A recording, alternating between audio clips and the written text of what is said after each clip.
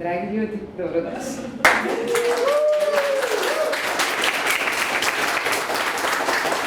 At this moment, I will switch to English because we have a very important guest here who's coming from France and still doesn't know to speak Serbian. So because of that, we will speak in English if that's okay. Yes? Yes. Nice. Okay. So welcome again to all of you to this very first Voodoo Academy and Tummy Games Academy. So actually this is a very important moment for all of us because it's, as I already mentioned, a very first time that a Voodoo Academy is starting here, exactly in Novi Sad. You already know the story about all the hyper-casual games and everything, but today we will talk a little bit more in detail. Who is Voodoo and who is Tummy Games at all, and how did they get together, and why they decided to build something great here in Novi Sad. And then we will listen a little bit about that from Nemanja and from Jorge as well. And after that, we will have a panel discussion where we will talk about what is actually hyper-casual and about the real expectation from entering in that world. Because sometimes maybe we do have a little bit higher expectations, so it's good to hear from a very great professionals how actually we should think about it, okay? So my name is Marija Savić and I will be the host of this event, and later on I will lead you through the processes of the Academy. So once again, I wish to all of you a very big welcome and to feel comfortable as much as you can and to feel free to ask questions whenever you want. Just raise up the hand and we will find a way how to deal with your questions and the answers. So thank you so much, and before I finish, I would like to invite Nemanja and Divjak to say a little bit more about Tummy Games. Thank you so much and enjoy.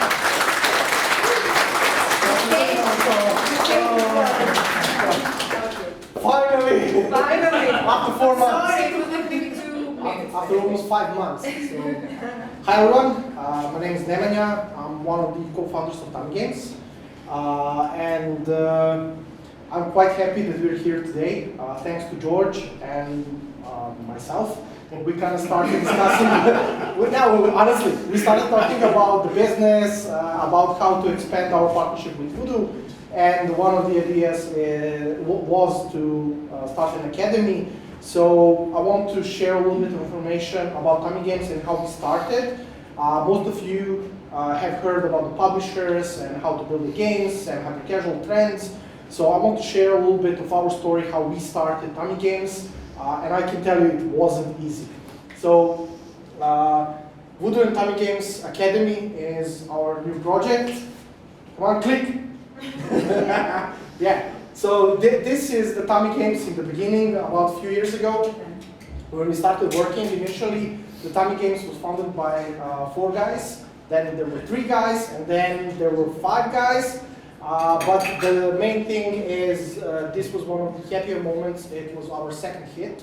So this picture was taken when the team a little bit expanded. Now this is a little bit later, so we started growing. We started discussing about the games and enjoying, and this is just the atmosphere from Tummy Games, how we started going. And now we are at this stage, but at least 5 or 6 new people are missing on this image already, even though this was taken like 2 weeks ago.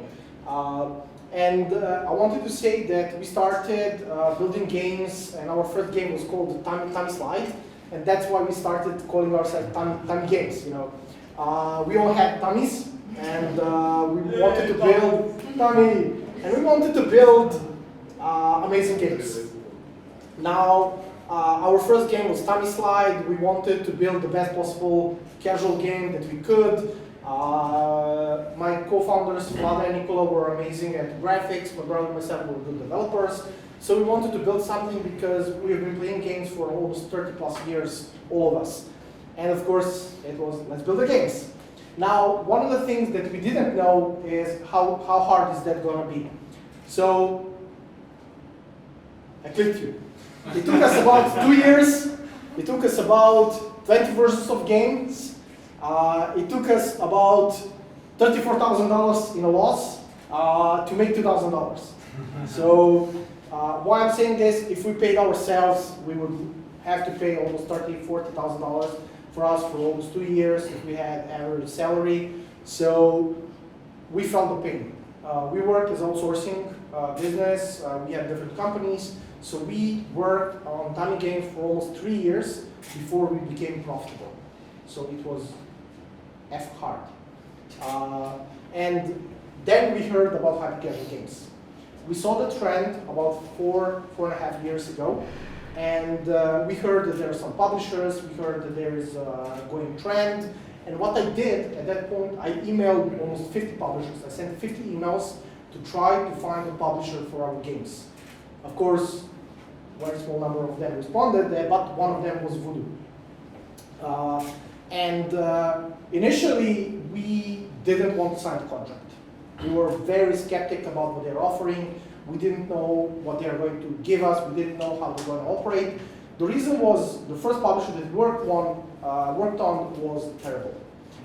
And we had very bad experience with the publisher initially, but then we said, okay, we don't have anything to lose, let's try. So we started working with Voodoo, and what happened is, after 4 months of prototyping the games, so we didn't get paid, okay, just to be clear, we got to the point where we tested almost 7-8 games with Voodoo. Then Voodoo offered us a partnership in order to pay us on a monthly basis so we can start prototyping the games. Something similar is happening now with Academy, but we were getting paid much less than you guys will be paid.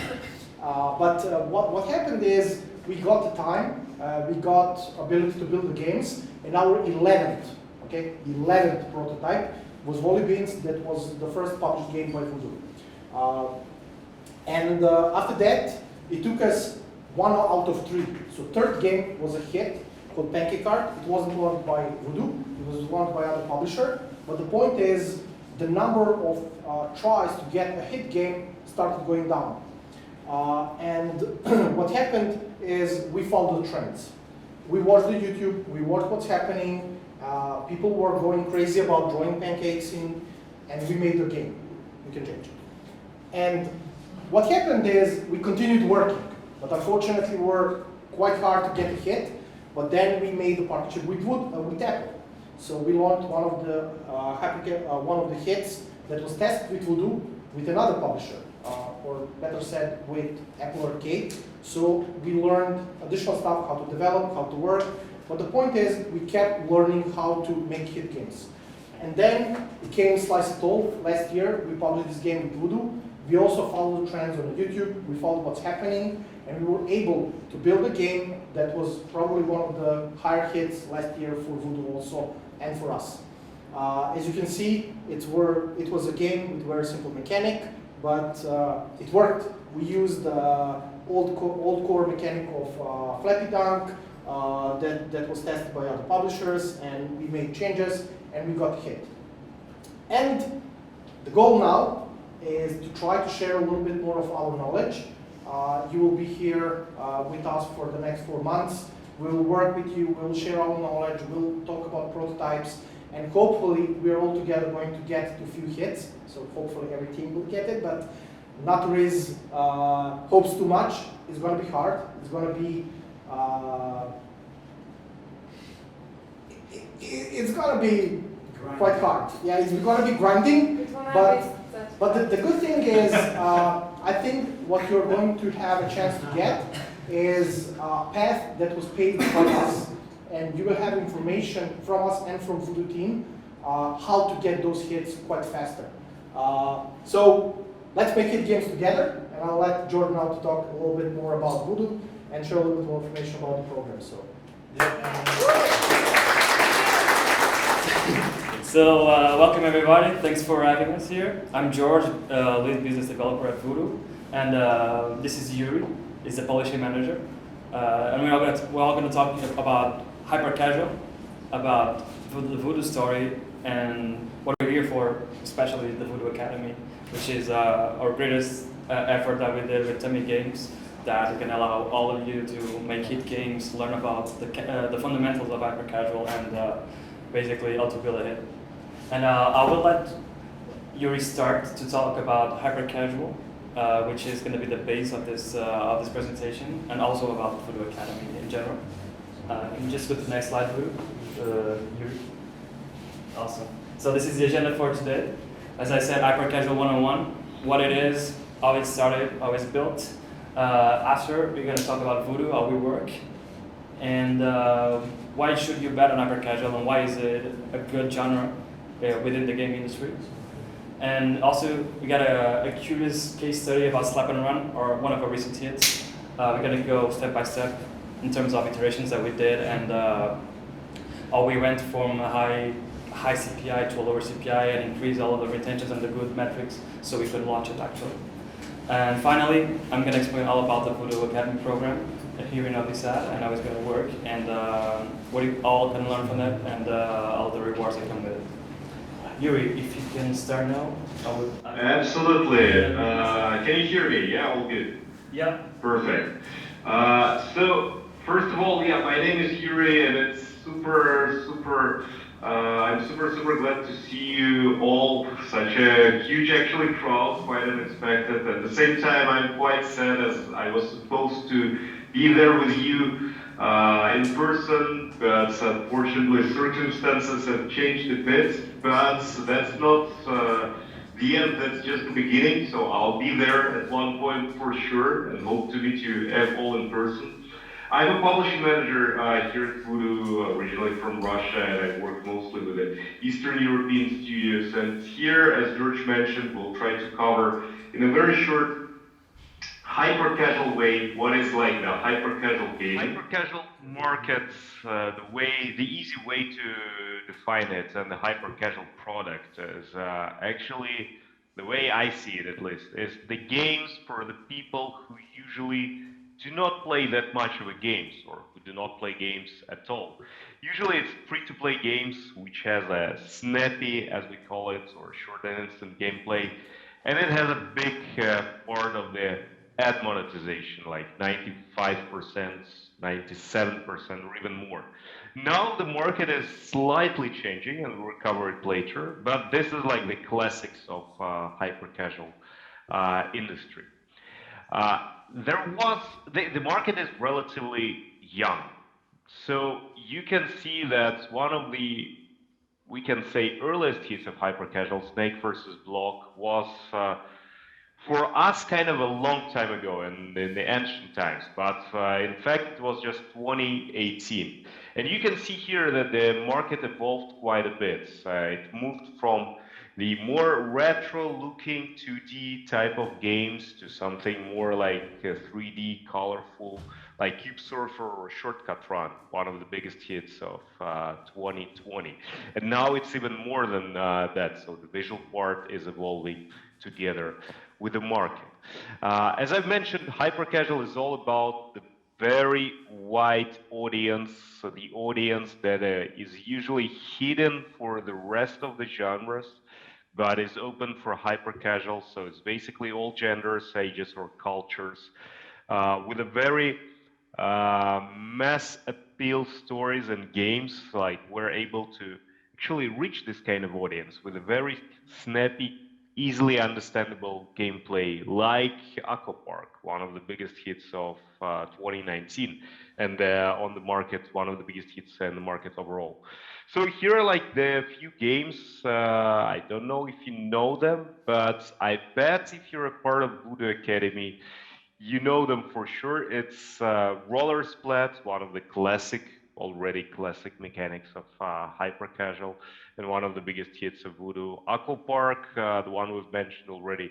Scribble Rider, the game that introduced the drawing mechanic into the runner genre, and became also huge. You can see, so all of them fit exactly the description that we covered. Mass appeal, colorful art, super easy to understand from the very first second what the game is about. How do we usually target the non-gamers? So usually it's about all having a very simple rules, very clear goal, and very intuitive controls with a forgiving gameplay. So you might have guessed, like, this game, it's wood turning, also one of the huge hits of Voodoo, which was inspired actually by social media and the viral trends of wood turning on Facebook. I remember this time when you go on Facebook and every time like it suggests you to see something related to wood turning. So one Russian guy, I guess, came up with the idea of making a game from that, and it's easy to understand with a very clear goal, like understandable actually from a screenshot. There is no need even for a video to get like what's happening in this very game. And here is a video as well of the game. Interesting to say that wood turning, like in hyper casual, in a classic hyper casual, has like much higher chance to become a big hit, rather than, for instance, a soccer strike game, or like any kind of the soccer game or any kind of basketball game. Especially now, we had like a lot of, not a lot, a few of sport hits in the past, but now we consider the market is evolving. This is considered to be something niched. So what I always love as sort of the memory rule, think of the 45-year-old woman from Texas. Like, is she gonna be interested in something closer to wood turning, where you can self-express yourself a bit, or in a soccer game? Yeah, so usually the answer for most of the audience is the wood turning. That's why it's more about that. Also, it's about the rules and about the clarity of the goal. Yeah. So the key elements of the gameplay, and this is where we will go much deeper in Voodoo Academy, but in a 101 is that everyone should understand it, preferably even your elderly grandparents, for example, so no tutorial required and no UI. The sessions are short, so it should be we define it as snackable. So when the session is like 45 seconds, you should be able to play during like a snack break at work, for instance. Yeah. And what's important, that every input is rewarded and the player always keeps you asking for more. So whatever you do, there is like an immediate feedback, either positive or negative, but there is a solid balance that in the end leaves you hooked in this game, and you continue coming back to that. We classically divide the genre, like hyper casual genre, big genre, into a few subgenres. Yeah? So the evergreen ones are runners and puzzles, something that made the market the way it is now, and something that will continue being big no matter what, most likely. Yeah, to something more, on one hand, niched, on the other hand, a bit more innovative, like simulation, idle arcades, or battle IOs. So simulation we've covered. It's like what we call simulation is games like wood turning, where you can actually do something in terms of crafting or simulate some sort of the process of real life in a hyper casual way. Idle arcade was something that was big last year, but this is quite a challenging genre on its own. But here is one of the biggest hits in the market, Moon Pioneer. And Battle IO, well, I don't think like Aqua Park is the best example of battle or IO. There is no battle per se, but IO is usually what we usually define by it. It's a fake multiplier game, but the battle could be something like City Takeover, if you know it. It's the PvP concepts in the genre. So that's about the hyper casual 101. Like, it's sort of the small refreshment before we move on what the genre is about, and we'll have a more concrete case. But now I'll gonna pass the floor back to George, who is actually the veteran of both hyper casual and Voodoo, and who will tell a bit more details of who we actually are. George? Thanks, Yuri. Thanks for the introduction. Flattered, actually. So Can can you pass for the next slide, please? Sorry? He will be moving. Yeah, it's been watching. So, who is Voodoo? Voodoo, basically the #1 hyper-casual publisher, as you know it. But we had a very different start compared to what we are now. So we started in 2013. we were basically a baby with no games in the pipe. And then as time went on, we started prototyping, and we had Quiz Run, which was a game that's no longer available, but it was a very crude trivia game that we started with that allowed us to fund basically with business angels and create our first investment to really learn and to prototype even more and gather all the chances to push our hyper-casual games out there. So for like 3 years, we started learning what others were doing and started to improve our processes and how we were able to publish our hyper-casual games out there. And in 2017, we finally launched Paper.io, which was a massive hit for us and a massive result. Yeah. IO genre is one of the genres that you have AI battling against you, and you basically have to, in this case, you have to gather other territories and get the biggest color on the map compared to the other players in order to win. There's now 3 versions of that. There's Paper.io 2, there's Paper.io 3D, where we actually have a 3D world which you have to conquer. It's a very cool game. I invite everyone who's attending the academy to experiment. Very good inspiration. And that allows us in 2018, which was the year that I actually joined Voodoo. I don't know if it was a coincidence or not, but we were able to scale the company by introducing publishing for the first time, where we were able to give the first big jump to the publishing business with Helix Jump, which is one of our biggest games, if not the biggest, which has half a billion downloads, yeah, which is even more now. This was a few years ago. And with that, we got the investment of Goldman Sachs with 200 million, which allowed us really to scale the company and expand throughout games and apps that we're also working on. In 2020 and half of 2021, we introduced casual gaming. We started with Bubble Buster 3D. And also, we now have a game called Collectible 3D. I don't know if you all played. It's more of a hyper-casual hybrid version, which is also one of the focus of Voodoo right now, to launch those games that have a long retention, despite the CPI not being as low, but it has a longer play time and a longer retention, which allows us to have a better monetization model. With these all efforts and the investment from Goldman Sachs, it allowed us to expand our offices to the APAC region, firstly in Singapore, Japan, and China. Allows us to localize much better games, allows us to make much better deals with local studios from Japan, China, and India, Singapore, because we were all on the same time zone, so it was much more easier for us to coach them and work with them. And in 2022, we, due to our focus on other kind of genres besides hyper-casual, we actually acquired Beach Bum, which is a company much more focused on gambling games like casinos, card games, and Gamon, all those other games. It's a company from Israel. And that allows us really to expand all of our portfolio outside of hyper-casual, which is our core still, but it's where all of the other genres start from. Can you go to other slide, please, Yuri?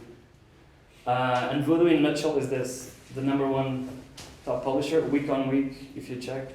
Voodoo is on the top charts with biggest downloads ever. We have 6 billion downloads and counting. And we have more or less 20% of the market share. So it's a massive, massive number that keeps on increasing year on year. And it's only gonna increase. Can you go to the next one, Yuri? And basically how we work with the best studios possible. We work with publishing managers that coach them on a weekly basis, even daily basis for some. And we basically help them ideate. We inspire the studios, we find concepts for them most of the time. We discuss ideas with them, and we come up with the best concepts possible. And we test very fast. And most importantly, we kill prototypes very fast. So if the idea is not worth it, and if the idea doesn't present any results that seem reasonable, we kill that idea and we pack for another one. That's one of the most important parts of it. In cases of launches, we have several teams that jump into the launch whenever a prototype has any kind of promising metrics. We just launched all of our teams into it, so we can put it out there to avoid any clones, any copies, anything that prevents the game from being a hit if it has the KPIs for it. And we have all of our live ops optimization team that does A/B tests, improves games, gives it a longer life on the App Store and the Play Store, and gives us all of the meta features that allow the game to flourish for like several years, if possible. Can you go to the next slide, please, Yuri? And this is really our capability. So as I said, publishing. So our publishing managers that have discussions daily with studios, being by written calls or by exchanges in real life.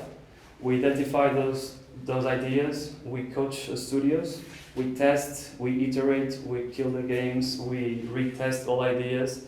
It depends all on if the idea makes sense at the right time. And during the launch phase, that was the test phase, where the ideation comes from. After that comes the launch phase where both teams just join in, which is the growth team and the game ops team. So growth team includes user acquisition and monetization team that allows really to scale the games really fast. And the game ops really helps the studio, who sometimes don't have the capabilities to add features to the game, to really help them to, for example, add new meta features, improve with the art, improve in level design if the studio doesn't have the capability for it, really giving all of the help that we can possibly get, and really test in a massive way, just spending a lot of money in the testing phase so we can have the results fast and just putting the game out there. Can you go to the next one, please? Thanks. I believe this is your part now. All righty. So actually, to just wrap up on George's words, Voodoo, in fact, and it was announced today, it's in fact #3 company in the world in terms of the downloads of apps overall after Facebook and Google, and #1 gaming company, even after Tencent is below, so like 6 billion installs is something that we reached recently, and this is kind of the fresh news that we were that's our CEO Alex Yazdi shared with us today in the common meeting. But again, and this is why we are actually here, Voodoo is nothing without you guys, without the studios we work with, without the developers.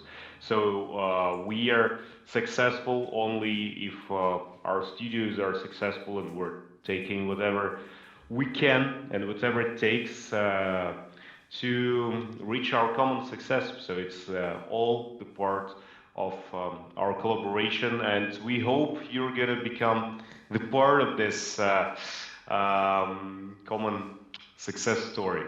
So here is actually the numbers of what we've been telling you about in terms of the market. So here it's rather, I would say, a conservative estimate of the market, which is 1.6 billion. I guess it was like that maybe a couple of years ago. So it's actually hard to estimate the market, yeah, but like it's a few $1 billion. And the interesting part is that the hyper-casual market represents still a smaller share of the bigger mobile game markets, but this share is growing year on year with the market growth. Yeah, so it's like still a double-digit growth market, and there is a huge potential that is worth exploring by making either a bit more complex games or by going into the more engagement genres, and this is something that I guess we'll cover as well. I'm sorry. Yep. So, in terms of the statistics of the studios that we work with, so actually, most of the studios that we work with are quite, if you compare it to the general market, are quite small, and this is why the market is so, I would say, attractive to the especially young developers. Yeah, like it could be just the studio of 1 or 2 developers to produce a hit game, and the hit game is something that can make a multi-million-dollar payout. In fact, yeah, and on average, it's about 1.5 years, but that's like the average, I would say, yeah, of the studio age when there is actually a hit being released.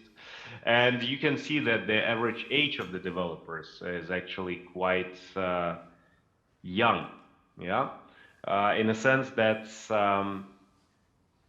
like this is the young industry, yeah, the industry of young developers mostly, but of course it's not limited, yeah, like we got also some super solid senior devs who've been like from the beginning of the gaming industry here as well, but yeah, like in fact it's like something that moves fast and in a quite of a lean approach. Yeah, and now like to make a bit of the more concrete examples here. Yeah, like we'll cover a small case study. It's in a sense a sneak peek. I would say rather than like a full deep dive. And I encourage you all, like if you're interested, to go to the publishing platform or to Voodoo Academy website, where there must be like this live stream in full, and it was like an hour and a half. So like if you're curious to learn all the details, but in short, like we wanted to present like a small case study of Slap and Run. If you know this game, this is one of the biggest hits of this year, and one of our recent hits from actually beginning of the year, from January, yeah, 2022. So interesting that it was done by a solo developer from Mongolia, actually, from the country where there is like not such a huge gaming industry.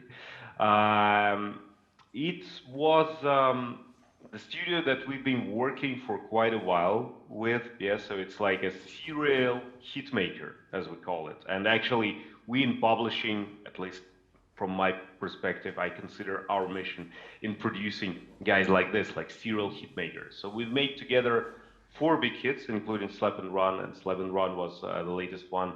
After making about like 40 protos, so like the hits to proto to hits for this guy was actually super high. The idea was coming actually from GTA 5. So this is an interesting way of ideation. There are like a few ways how you can ideate, and one way is to take something outside of hyper casual completely. In this case, it's a AAA game.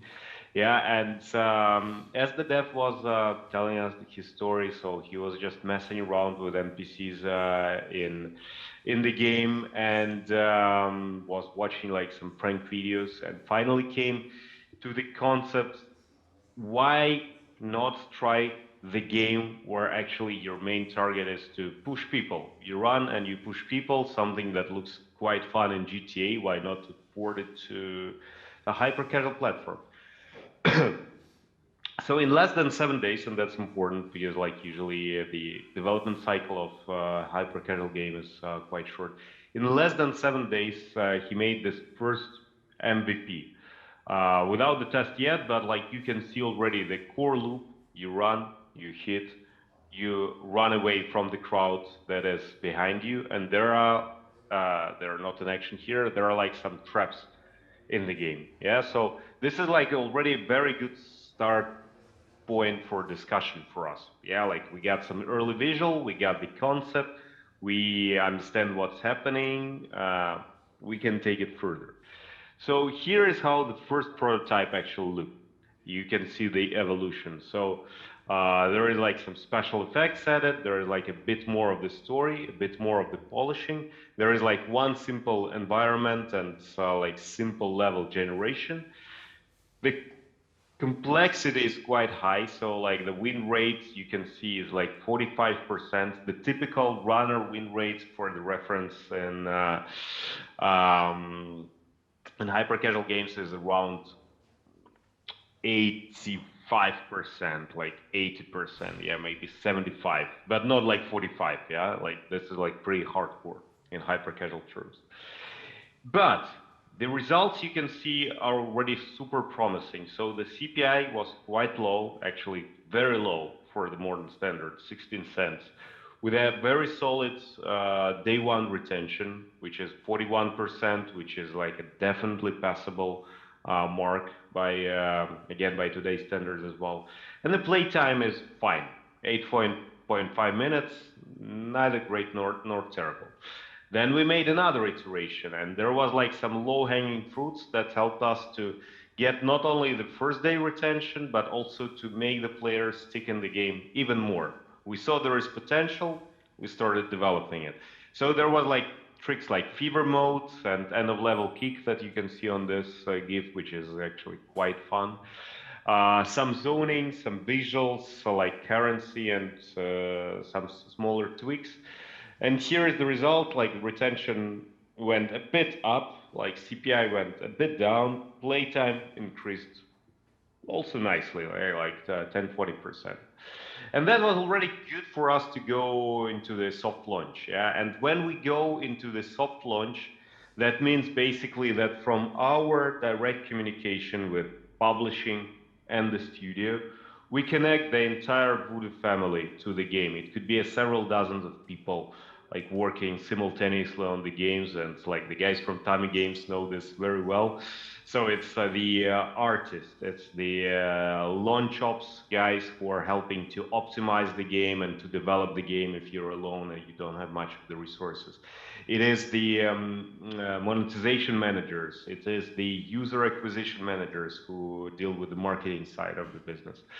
And many more people. So at the same time, in the short periods, the team working on the game was able to actually test about 20 features before going on the full launch. So soft launch is when we check the game with a slightly higher budget, but it's still like quite a limited marketing efforts for the game, yeah. So among them, like classic leaderboards, sensitivity, upgrade systems, skin shops, like all the hyper-casual runner classics. And then when the game was finally optimized and polished, and it was already from the uncut gem to the proper gem, we send the game to the stratosphere. This is when the game reaches #1 on iOS or Android charts. And the testing still continues. Like, so the work on the game does not stop, but it's already, the game is going worldwide with millions of players like playing actually something that you've created only maybe like a few weeks ago. Yeah, like here were like more complex features like survival modes, like bystanders scenes, or like actually picking the gender if you want to play for a male or a female character. Yeah, so that's the slap and run in the nutshell. I would say the main interesting part in this game was, and it's actually the most visible in here, that it was quite an innovative type of the gameplay, and this is something we would be looking for in assessing the game prototypes or discussing them with you guys if we start working together. So here, the interesting part is that there is like the action happening in front of you. You kick people, like, and there is action happening behind you. Yeah, so there is like, you can't see it quite here, but you can see it like here, I guess, a bit. There is like the crowd running after you, and there is this part of the traps where you can guide the crowd that is running after you, and this way you have also always to control something ahead of you, something behind you, and this is what makes this gameplay particularly sticky. So would be happy to answer some questions about Slap and Run, but let me pass the mic back to George to cover actually the gem of today's meeting, the Voodoo Academy. All right. Thanks, Yuri, for the super interesting presentation about Slap and Run. Can you actually put this full screen? You need to put.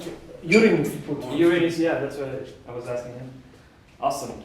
So now we get to the part that everybody is here for, I think, which is the Voodoo Academy part, which basically wants to give you the chance of releasing slap and runs, slice it alls, aqua parks, helix jumps, all of those hit games through our expert knowledge and through Tommy's expert knowledge. I think we have really a unique chance here to basically have the mentorship of one of the best studios in upper casual and not only.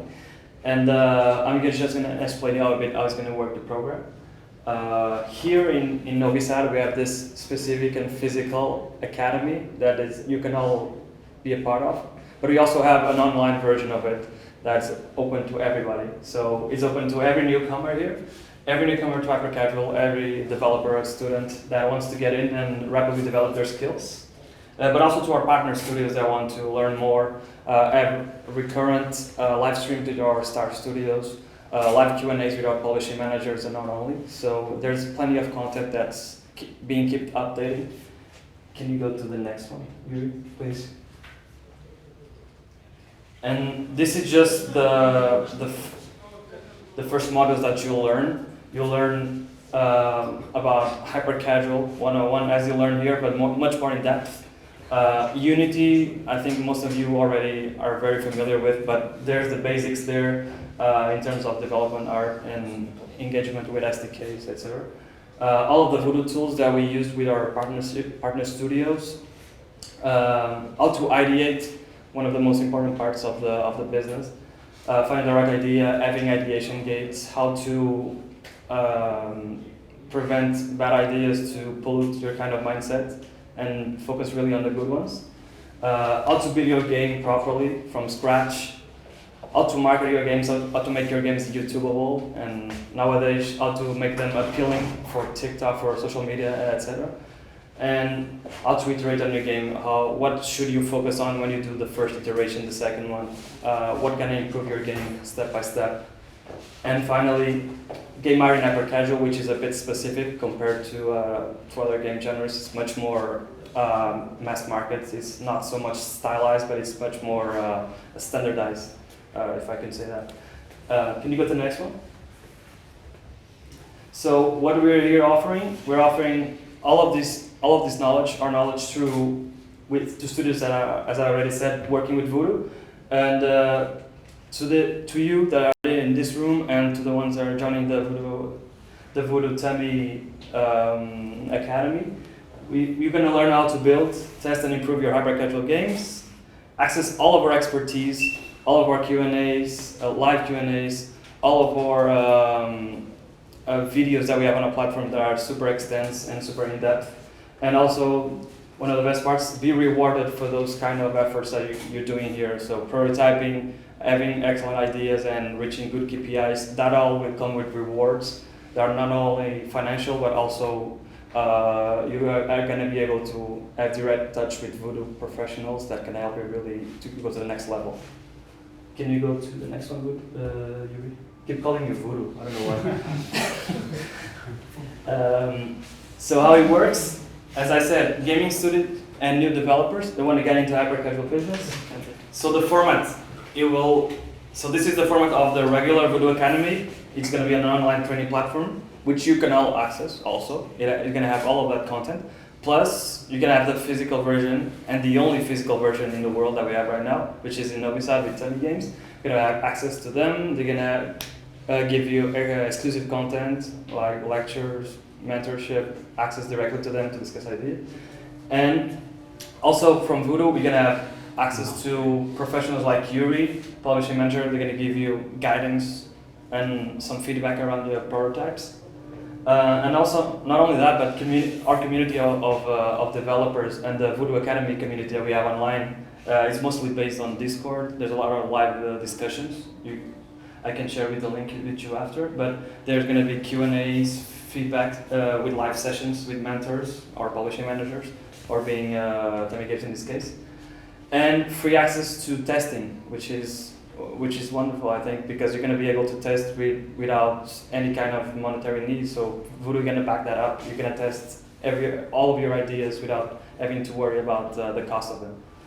And basically, at the end of all this, you're going to unlock rewards like coaching from a Voodoo publishing manager and the financial support, which are going to go in depth after.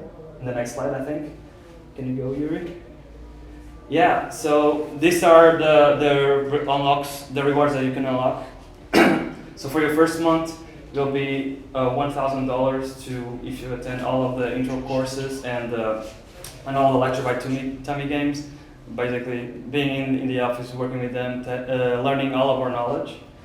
If you reach a high potential game, which we define as a 35-cent CPI, 20% day one retention, and an 8-minute playtime minimum, this will allow you to get an extra $1,000. And if you have a hot game, which is 25% CPI, 30 day one retention, and 15-minute playtime, you can go up to $3,000. This is for every prototype that you make that reaches those KPIs. So this can accumulate.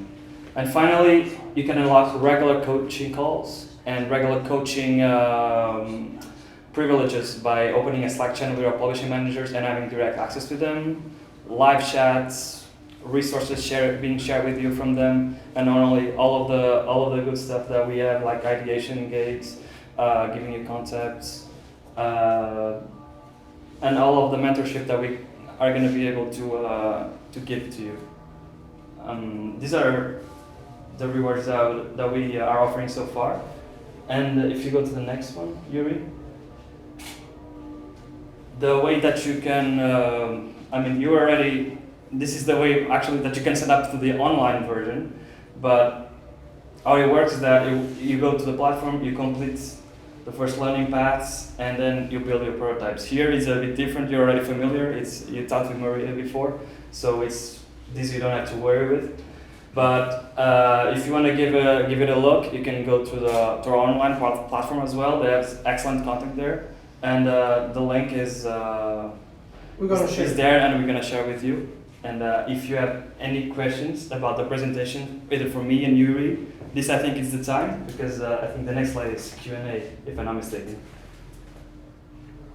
Boom. Here you go. Thank you all.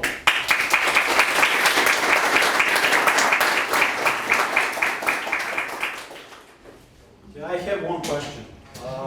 Since you already told us about Slap and Run, you did not share the CPI, the retention for the launch of the game. So can you please share us the numbers for the game when it was launched after the A/B tests? After the A/B test. Yeah, what was the final CPI? The final CPI. Do you have access to that? The final CPI was, if I'm not mistaken, it was actually on the slides. It stayed the same way. It was pre-A/B test. It was around, I think, 14-15 cents, so quite low. But the interesting part here, that's like the pre-launch and post-launch pre-scale and post-scale, not always 100% correlates with each other. That's why we have the whole create team of actually like 50 people, marketing artists, trying to find the new creatives based on what we have in the game, working with the influencers, working with many like kind of crazy ideas. And here the cool part was that when we started to scale the game, it became like a big hit on social media. Yeah, and this because the game had initially quite marketable, kind of a bit of the viral topic because it was slapping people, and that's why we had actually quite some problems like with some other games when some people may find it a little bit offensive, and then you have like to modify it a bit, like to make it a bit less explicit. But because of the topic, which was quite marketable, the game managed to scale really well on TikTok and Snapchat, and that was a part like the theme itself was a part of the success. But for us, what's important to have the pre-scale KPIs, which was in this case like around 15 cents, and on CPI and retention of like 45%. Yeah, which is quite strong metrics for a runner. Hope it answers the question. Okay, thank you. Thank you. Anyone? First time, second time, third time? No? Okay, we have one. How do you calculate the metrics, the CPI, and everything? Did you hear? How do you calculate the metrics? I did, yes. You mean the formula itself, or the technology? So if we talk about the technology, it's usually you can see it straight on the platform, and it's taken straight from the Facebook. And the way Facebook is calculating it, it's actually quite straightforward. It's the spend, which is provided by Voodoo actually for everyone, and especially for the members of the academy. Is the spend divided by the number of installs that your creative was able to generate. So this is how Facebook is usually calculating. There are like a few technical peculiarities in here of Android versus iOS, but the high level is this way. So like the more catchy like your ad is, the more clicks it gets on the impressions, and the more clicks transfer into the installs, the lower your CPI is, and this is exactly what we need for the hyper-casual game, as CPI is the basis of the essential profitability of the game. Yeah, and for others like retention, there's specific software like Game Analytics. There's also other softwares that we use to calculate the day 7 retention and the LTV, which is how much money is going to generate throughout the... They will understand everything through Academy. So we're talking about every metric. It's true, yeah. Okay, but he has 2 questions. Okay. So thank you guys very much for answering the question and for this lovely presentation. Thank you all.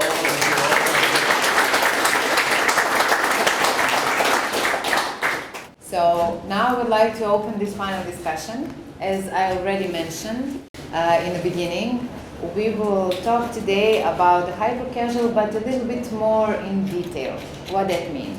What is actually the real expectation while you're entering this old world of hyper-casual, building the prototypes and games? Because through all the interviews and discussions about the hyper-casual game, what I noticed is that there is a little bit somehow the misunderstandings between what do we desire to build and what actually should be the result of it. So I would like to call our panelists today to talk a little bit more. Can you see him? Yeah? Sorry.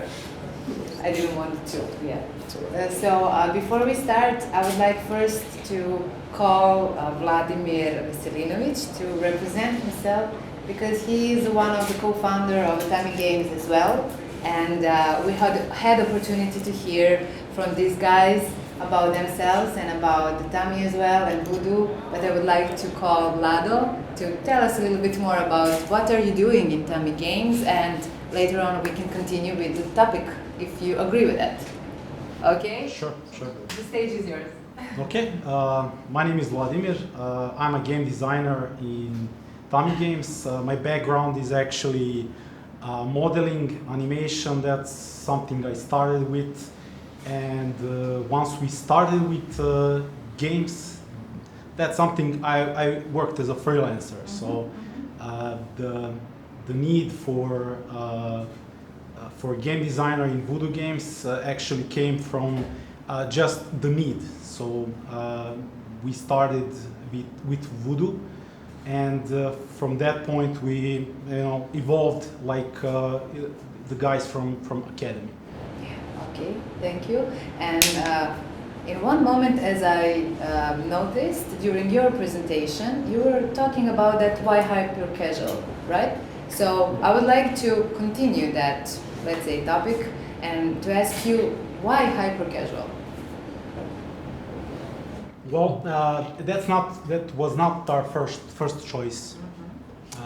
Actually, from the three of us, the co-founders of Tommy Games, I was the only one that was kind of against everything, because we started from that casual, or something that we started when we were kids. We liked to play these games, and once we were presented with the opportunity to work with Voodoo and hyper casual games, it was very different.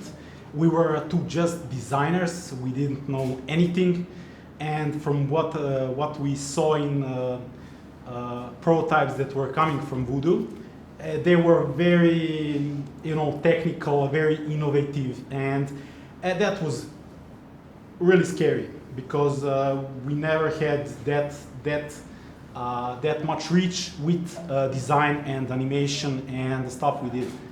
So our first kind of approach was, let's just do what we like and try from there. Just learn it. We didn't have what you guys have now, so please appreciate all this.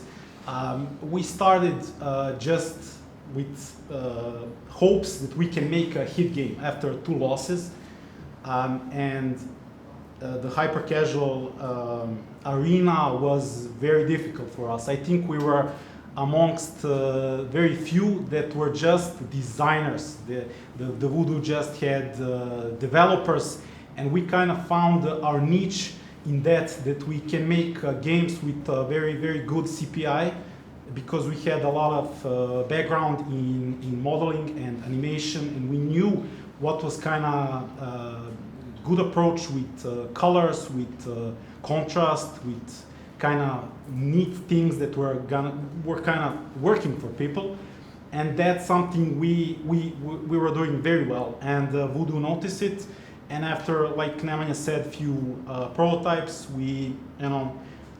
they gave us a shot, and actually even before that, we were doing a game called Helix Dunk. Helix Dunk, yeah. And it was kind of on a borderline success. I remember the PM from at the time, I don't know how it was called. Anton. Yeah, and the day after, I think after the results kind of went in, he was like, I did not sleep 2 days, because the numbers were that kind of promising, interesting, but they did not have contract with us, so we could say, okay, let's go with some other publishing team or publishing firm. And he was like, okay, the game was kind of okay, but not a hit, so it's fine. Okay, it's not fine. I mean, we wanted a hit.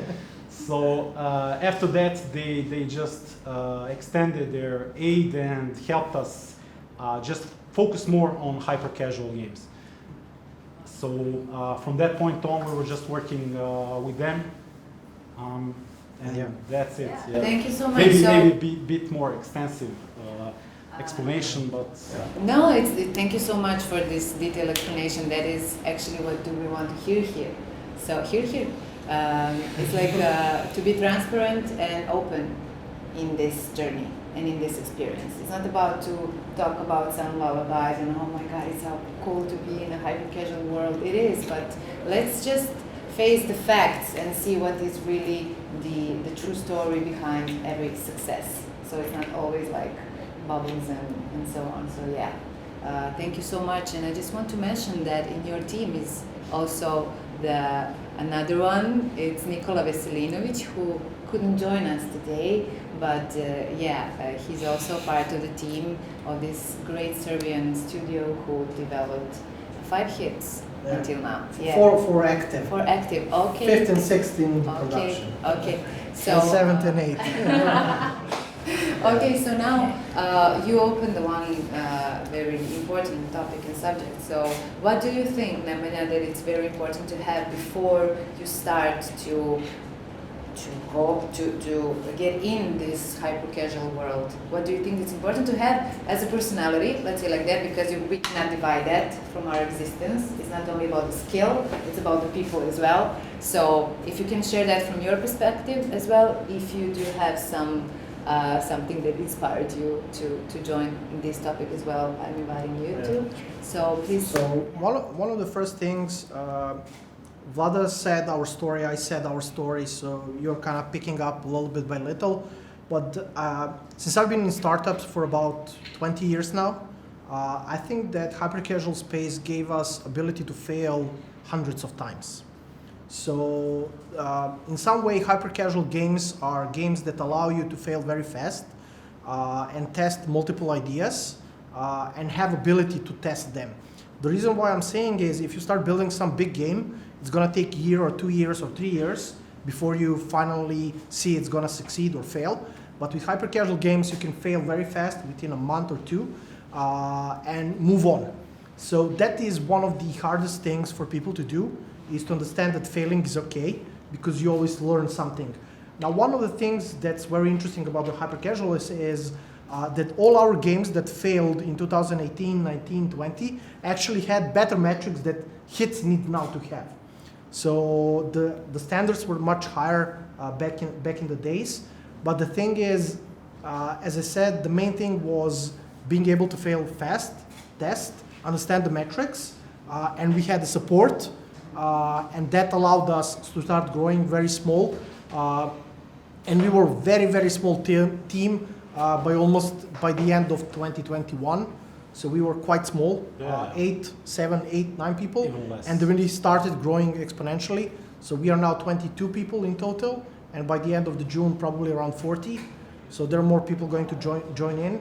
But when we talk about the personality, I would not say personality, but I would say the attitude and to understand that you need to fail, which is the faster you fail, it's going to be better for all of us because you will start learning more. Some of you may get to hit very fast, but trust us and Voodoo that when we tell you that's not going to work, it's not from the selfish reason.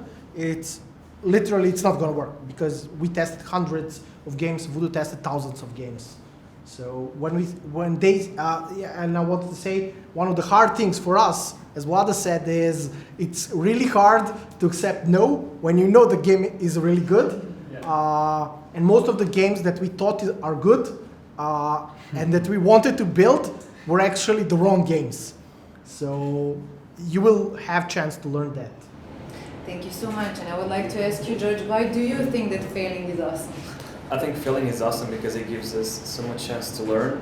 For me personally, I come from a different background. I come from video, cinema, I was a videographer before. And hyper-casual allowed me to enter the video game industry, which I wanted since I was a kid. And I started in the marketing team first. I was doing creatives and videos for the games of Voodoo.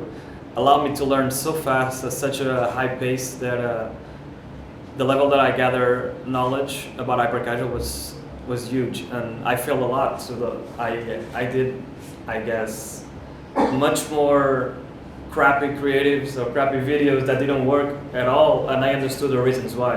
And I think that applies also for games because you do the same. You don't do the same mistakes the other prototypes that you do after you fail. You learn what not to do, which is so much more important sometimes than knowing what to do because you avoid those cliches that do not work at all, that you'll listen from everybody, but they are actually true. And I think that's one of the most important things, the speed of learning that you get from failing. I don't know if you share the same opinion, Yuri, but yeah, absolutely. Like it's the coolest part here, I guess, that's like when like in just a few weeks you could be from scratch to top chart and actually to be exposed to like the millions of the players and the feeling that you actually contributed to this somehow is for me personally mind blowing. I'm also like George, by the way, like I'm from non-gaming backgrounds and I'm a little bit from the cinema but mostly from the management consulting background, and yeah, so far that was a super cool experience. Nice, thank you so much. But what do you then need before you start to create some prototype? If you're totally from the other background, like never ever knew nothing about it, but you have a willing to start and to experience the new thing, what do you think that everybody should have? well, the hyper casual games are actually very unique. People still don't understand it. As you can maybe on the App Store categorize it as something specific. Actually, hyper casual games cannot be categorized. They can be everything and anything. They can be interesting video. They can be interesting situation. Same like the slap and run. It's a social element that you produce an emotion, which then kind of you can feel it, but it doesn't matter what happens in the game. The runners are not that particularly interesting as a mechanic. We saw them millions of times, but there's an element that's very promising and very interesting is emotion. So in that particular sense, I wouldn't call even hyper casual games a game. Actually, to that point, I would call them something like feel, like emotion, and I would call like game designers field designers, because it's not about the game itself, the mechanic. It's about having something fun and producing emotion. In that sense, the whole concept is based upon. Okay, thank you. But while let's say users are trying to catch that emotion through playing the games, I would like to ask you about the ethics of playing the games. In one moment, Yuri, you said that while creating the prototypes and everything, there were, if I understood it correctly, some slapping or something like that, so people didn't actually like it, so they were like complaining and something like that. So I would like just to open a little bit the subject about that ethic of creating the prototype. People what love is the forbidden fruit.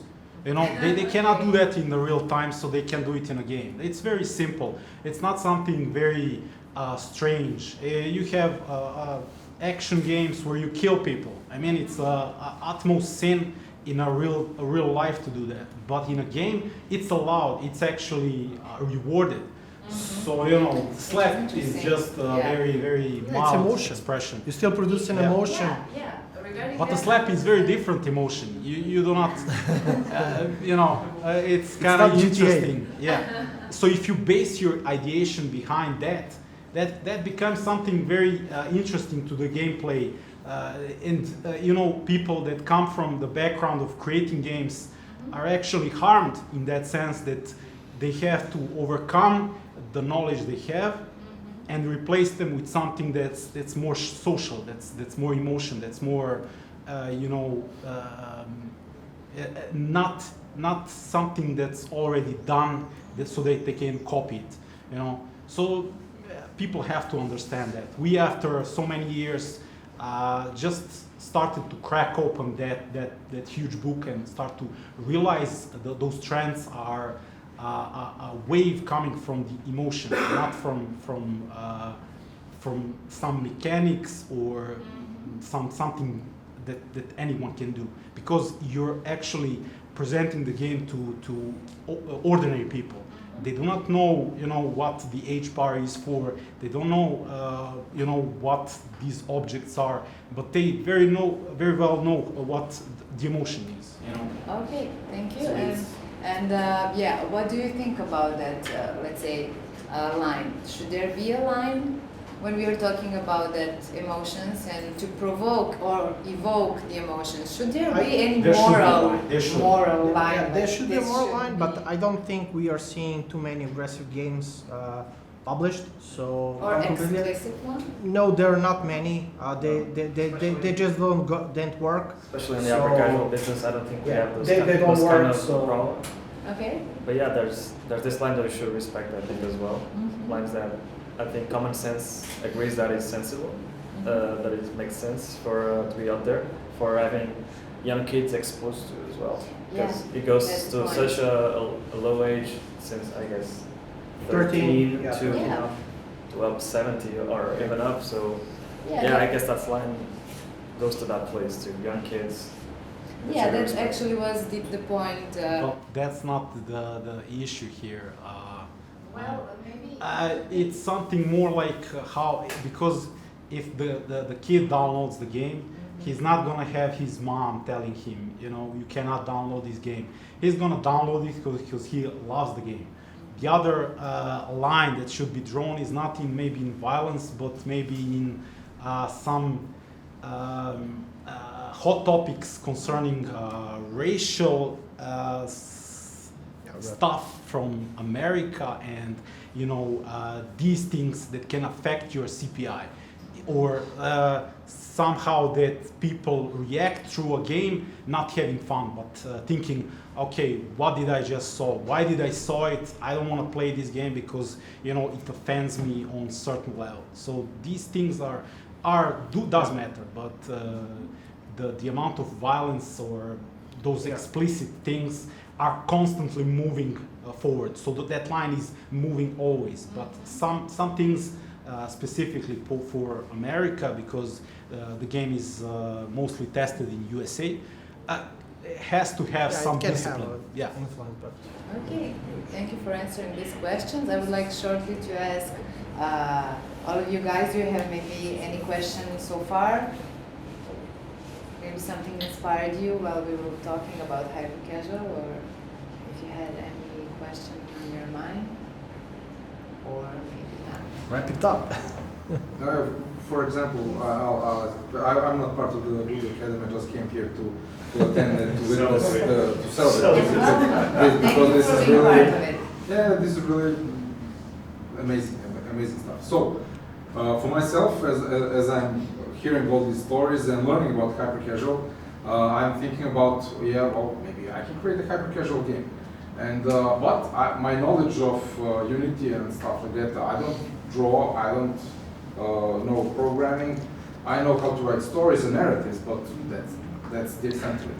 So yeah, my question is, can I learn with Voodoo Academy how to use Unity, how to prototype, how to create maybe basic principles of a hyper casual game? I mean, is it for everyone, or Part of our Voodoo Academy community online, mostly as I said on our Discord, is that we have channels to match people that want to create a studio out of nowhere. So I'm an artist, you're a developer. Yeah. You could just match, create a studio or just a dual developer, and just start prototyping and just posting the games on our platform and just because you can just slap like that. It's really how it works. But there are developers who don't have ideas. You know, there are developers who don't have ideas, but when you come with an idea, they can build it. Something from an idea. Okay. Me and Nicola started with Voodoo with almost zero knowledge about Unity. So zero. Yeah. We did not know how to program. We were just focusing on what we know. Yeah. So that's maybe the approach that you should take. Just start with what you know and what you feel comfortable with, and everything else should, you know, allow you to learn from fails, like they said. Yeah, to be realistic, when we started working, I was the only one using Unity, and they were using 3D Studio Max and Blender or whatever was used, and we were discussing ideas on a paper and everything. So they had zero knowledge about Unity, but over the course of 3 or 4 years, I think that right now their knowledge of Unity is maybe even higher than mine, because I moved a little bit more out of the development, more into the business, and my knowledge started going down and they kept going up. But that's why you need a team, and hopefully we can make teams out of here and through Voodoo Academy and connect people who are like-minded but have different backgrounds, and hopefully create a hit. So as you mentioned in a presentation, the guy was a solo developer who was able to build a hit game within a month. So it doesn't, the limit is your thinking. It's not your knowledge. You can always find people who are open to try to build a prototype. And if you go into Voodoo Academy and Discord or with us, you can find those people who want to build something. Yeah, that's great input. Thanks. Maybe we can make some. Cool. Thank you. Maybe anyone else has questions to ask? Yes, please. The CPI is 40 or 50 cents. Do you reiterate to make the numbers lower, Or do you just grab the project and start on the next one? I can answer it. You want to take that, Yuri? No. Or you want to take that? Yeah. He's just gonna. I can take it. The thing is, if the game has good retention and playtime, then sometimes Voodoo will help with creatives, which we are doing with them right now. So they are building the creatives for the game, and they're actually even changing your game. We push the game to GitHub, we give them then access, and their creative team builds a different version of the game and creates creatives. So we try to lower the CPI even out of the prototype that has good metrics. So we don't scrap it immediately based on the CPI if retention and playtime are good. Yeah. So we don't leave anything to the chance, but when we try it and the CPI is not working, it's not working. So You want to add anything else, Yuri? Then the problem is mechanics. I would say it's like even a bit. It could be even a bit more interesting in a sense that if the retention is really strong, like super strong, it could become something more than a hyper-casual game in theory. It can become something we call a hybrid game. And this was the story of Collect Them All, one of the biggest games of this year, where the CPI was actually quite high, but the day 7 retention, and if you play the game, you will understand why, because it's super sticky. Day 7 retention was like more than like 15%, like 15, like almost 20%. So here is like, we knew that the game is a gem, and it's like with the CPI, it's an issue for it to be like a hyper-casual game. That's why it became something a little bit different than a traditional hyper-casual path. And this is also available in Voodoo, so it all goes, of course, in a case-by-case basis. Yeah, we'll be spending a little bit more information during the next weeks. While you're learning, we'll be discussing about all of this stuff in details. So the point is, if your hyper-casual game has good metrics and it can't pass as a hyper-casual, there is additional opportunity for game to pass as hybrid casual. So there are multiple options before we scrap the idea. Okay, thank you. And we had one more question. Yeah. Since you mentioned teams, I'm interested to know how many members of a team there will be, and how will the teams be chosen? Okay. Like how they will be. You want to share the information? Mm-hmm. Okay, so regarding the team and the formation of the team, you will go all together through the first month of education process, and then you will have a time to meet each other and to just see with who do you click or with who do you don't click. Okay. So the first month is basically solo. Yeah. It depends. So we have 3 teams here, and 9 people who are solo. Yeah. Okay. So what the idea is that we want to allow you chance to pass the first month, and maybe even tomorrow or tonight you find somebody who is a solo developer who can join your team, and within the next month you have ability to meet everyone, and then decide who you want to continue working with.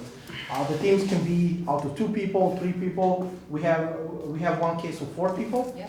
The minimum amount of prototypes is different in that case, but the thing is, we want to try to allow you to connect with other people, see who is working, and if you click, you can continue working. And in main month 2, you build a few prototypes. If you don't see it's going to work, you can switch team in the 3rd month, switch team in the 4th month, but we're going to see how that's going to work, you know. But hopefully you'll find a team and keep with that team to the end of the academy and continue maybe in the future. Okay, thank you. Did we answer the question? Yeah, thank you. Okay, maybe someone else have a question? No? Yes? Okay, I would like to ask you, because we are now in the very end of this panel discussion, what you will say to the students, what will be your, let's say, 1 sentence or 2 sentences as a message to all of them? I think everyone said it multiple times, and I'll say it again. Just feel a lot and learn from it. I mean, you gotta learn from it. That's the key thing. That's it. That's the key thing, actually. So failing is awesome. Failing is good. It actually allows you to learn. It's a lesson we didn't learn yet. So it's kind of very hard if you get emotionally attached to a project, because we failed. I don't know. We have 300, 400 prototypes at least. We tested. So we failed a lot, but sometimes you get attached to a bloody prototype, and it's very hard for someone to convince you to just Let it go. Let it go. You know it's gonna work. Just give me 2 days, 3 days. I'll fix it, and then the same results you get. You cannot get it out of your head, but you'll get to that point, and you're gonna decide how you're gonna handle it. But consider it as a fail and learn from it. Don't lose from it. Thank you, Vlado. So failing is awesome. Yeah. Okay, thank you. Nemanja? That's said, eat, sleep, rave, repeat. So it's in some way, ideate, prototype, test, fail or win, and repeat. So as mentioned, failing is okay. That's one of the concepts that people don't talk a lot about. Everybody talks about winnings, but the key to win is to fail and understand very fast. Enjoy. I hope everyone will be enjoying next 4 months with us and learning. Keep working on yourself and trust in your ideas and your ability to produce something that's going to work. So. Okay, thank you, Nemanja. Yuri, can you hear us? Yes, and yes. What is your motivational sentence to... He's getting out of options. Well, that's a good thing. So I would say this is quite frankly, this is probably the best combination for everyone who is in the program in terms of, first of all, the motivation, because you're already here, that means the motivation is quite high, and the guidance from one of the best studios in the world in this very industry. So just wanted to wish everyone luck. But yeah, okay, so actually my motivation is to try to be the most innovative as possible. Take ideas outside of hyper-casual and take real-life experiences of your day-to-days. Play a lot of games that take mechanics and experiences and emotions that you like from those games and try to work on that idea. And wow. and have fun. Most of all, it's one of the key experiences. Make the games fun and have fun making them. I think that's my motivational speech for this. Thank you so much, guys. I would like to say that the patience is something also that will be triggered all around this journey. And I would like to invite all of you to just be open to be human during this journey, to ask as much question as you can, not to be afraid to ask the mentors that you will have during this process, because I do think that you can learn a lot, to enjoy, to play, to have an awesome time, and to just have the experience of the journey that will inspire you to do some good things and great things in your life. It is making a hit, but let's make this journey as a big hit, because later on that will give you that fuel to really inspire not only yourself as a human being, but other people as well. Because I do believe that all of you can have great hits here. So thank you so much for being a part of this experience right now, of this open day, of this first part of an open day. And thanks to you, Yuri. Can you hear me? See me? Yeah. Thank you very much for joining us to this video conference. And I wish you to be better soon and just get rid of that flu, okay? Well, it was a great pleasure. And yeah, I would like to invite all of you to join us down in the garden because we will have there a little party and to refresh and to enjoy the food and conversation and to connect to each other. And yeah, let's talk and enjoy. And thank you so much for the panelists for having a great conversation. And yes, before we leave, Yeah. please share information for tomorrow for the teams now, or they already know. I will share that later Okay. because we want to go to the garden. Now read everything. Now read there.